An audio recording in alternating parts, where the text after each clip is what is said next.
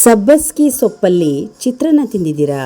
ಯಾರಿಗೆಲ್ಲ ಈ ಸೊಪ್ಪು ಇಷ್ಟ ಅವರು ಈ ಒಂದು ಸಬ್ಬಕ್ಕಿ ಸೊಪ್ಪಿನ ಚಿತ್ರಾನ್ನ ಒಮ್ಮೆ ಟ್ರೈ ಮಾಡಿ. ಸಖತ್ ರುಚಿ ಇರುತ್ತೆ. ಹಬ್ಬಗಳಲ್ಲಿ ಸಾಮಾನ್ಯವಾಗಿ ಒಂದೇ ಥರದ ಚಿತ್ರಾನ್ನಗಳನ್ನು ಮಾಡ್ತೀವಿ. ಇನ್ಮೇಲೆ ಒಂದ್ಸಲ ಈ ಸಬ್ಬಕ್ಕಿ ಸೊಪ್ಪಿನ ಚಿತ್ರಾನ್ನವನ್ನು ಟ್ರೈ ಮಾಡಿ, ಸಖತ್ತಾಗಿರುತ್ತೆ. ಇದಕ್ಕೆ ಸಬ್ಬಕ್ಕಿ ಸೊಪ್ಪು ಒಂದು ಕಟ್ಟು ತೊಳೆದು ಕಟ್ ಮಾಡಿ ಇಟ್ಕೊಂಡಿದ್ದೀನಿ. ಈರುಳ್ಳಿ ಒಂದು ಬೌಲು, ಖಾರಕ್ಕೆ ತಕ್ಕಾಗೆ ಹಸಿಮೆಣಸಿನಕಾಯಿ, ಕರಿಬೇವು ಹಾಗೆ ಕೊತ್ತಂಬರಿ ಸೊಪ್ಪು. ಇಲ್ಲಿ ಕಡಾಯಿಗೆ ಎಣ್ಣೆಯನ್ನು ಹಾಕ್ತಾಯಿದ್ದೀನಿ. ಒಗ್ಗರಣೆ ಮಾಡ್ಕೊಳ್ಳೋಣ. ಮೊದಲಿಗೆ ಒಂದು ಬೌಲ್ ಆಗುವಷ್ಟು ಕಡಲೆ ಬೀಜವನ್ನು ಚೆನ್ನಾಗಿ ಫ್ರೈ ಮಾಡಿಕೊಂಡು ಇದನ್ನು ತೆಗೆದಿಟ್ಕೊಳ್ಬೇಕು. ನಾವು ಮೊದಲೇ ಈ ಕಡಲೆ ಬೀಜ ಹಾಕಿ ಆಮೇಲೆ ನಾವು ಮಸಾಲೆಯಲ್ಲಿ ಹುರಿಯೋದ್ರಿಂದ ಕಡಲೆ ಬೀಜ ಮೆತ್ತಗಾಗುತ್ತೆ. ಹಾಗಾಗಿ ಮೊದಲು ಇದನ್ನು ಫ್ರೈ ಮಾಡಿ ಒಂದು ಬೌಲಿಗೆ ಹಾಕಿ ಎತ್ತಿಟ್ಕೊಳ್ತೀನಿ. ನಂತರ ಕಾದಿರುವ ಎಣ್ಣೆಗೆ 1 ಚಮಚದಷ್ಟು ಜೀರಿಗೆ, ಅರ್ಧ ಚಮಚದಷ್ಟು ಸಾಸಿವೆ, ಕಡಲೆಬೇಳೆ ಒಂದು ಅರ್ಧ ಚಮಚ, ಉದ್ದಿನಬೇಳೆ ಒಂದು ಅರ್ಧ ಚಮಚ ಹಾಕಿ ಚೆನ್ನಾಗಿ ಫ್ರೈ ಮಾಡಿಕೊಂಡು ಇವಾಗ ಸಣ್ಣದಾಗಿ ಕಟ್ ಮಾಡಿಕೊಂಡಿರುವ ಈರುಳ್ಳಿಯನ್ನು ಹಾಕ್ತಾಯಿದ್ದೀನಿ. ಈರುಳ್ಳಿ ಹಾಕಿ ಸ್ವಲ್ಪ ಕಲರ್ ಚೇಂಜ್ ಆಗೋವರೆಗೂ ಇದನ್ನು ಫ್ರೈ ಮಾಡ್ಕೊಳ್ಬೇಕು.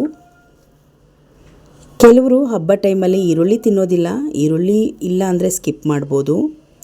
ಬೆಳ್ಳುಳ್ಳಿ ಹಾಕ್ತಾಯಿದ್ದೀನಿ. 2-3 ಎಸಳು ಬೆಳ್ಳುಳ್ಳಿ, ಕರಿಬೇವು ಸೊಪ್ಪು, ಖಾರಕ್ಕೆ ಹಸಿಮೆಣಸಿನಕಾಯಿಯನ್ನು ಹಾಕಿ ಚೆನ್ನಾಗಿ ಇದನ್ನು ಫ್ರೈ ಮಾಡ್ಕೊಳ್ಬೇಕು.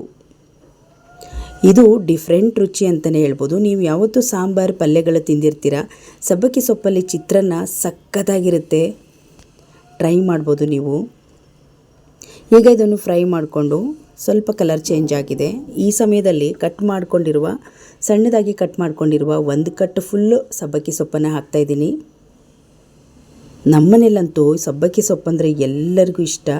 ಹಾಗಾಗಿ ಈ ಚಿತ್ರಾನ್ನ ರೀತಿಯಲ್ಲಿ ಮಾಡ್ಕೊಂಡು ತಿಂದರೆ ಇನ್ನೂ ಡಬಲ್ ಆಗುತ್ತೆ ರುಚಿ.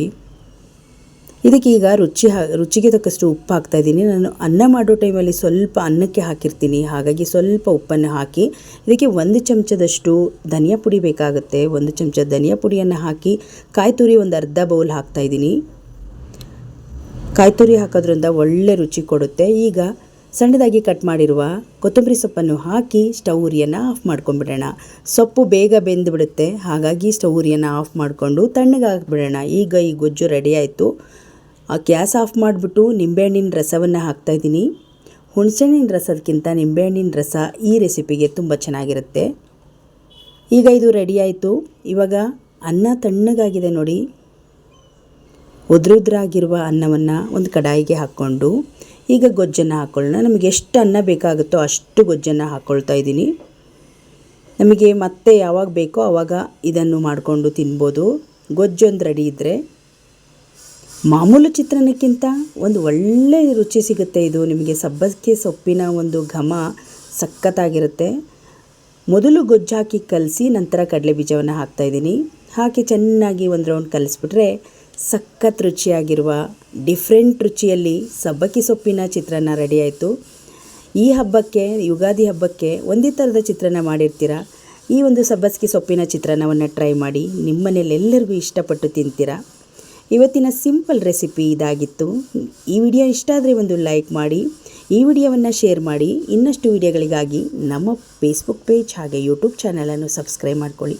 ಮತ್ತು ನಾಳೆಯ ಇನ್ನೊಂದು ಹೊಸ ರೆಸಿಪಿಯೊಂದಿಗೆ ಸಿಗೋಣ. ಅಲ್ಲಿಯವರೆಗೂ ಧನ್ಯವಾದ.